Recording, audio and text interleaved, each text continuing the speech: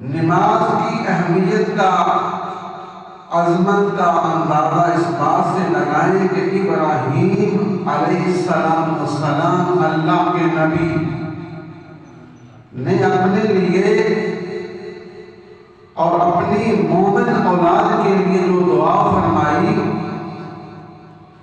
وہ نماز کے حوالے سے ہی تھی۔ سیدنا ابراہیم علیہ السلام کی یہ جو دعا انہوں نے فرمائی تھی وہ اللہ تعالیٰ نے ہماری نماز میں بھی وہی دعا ہے۔ وہ دعا کون سی ہے؟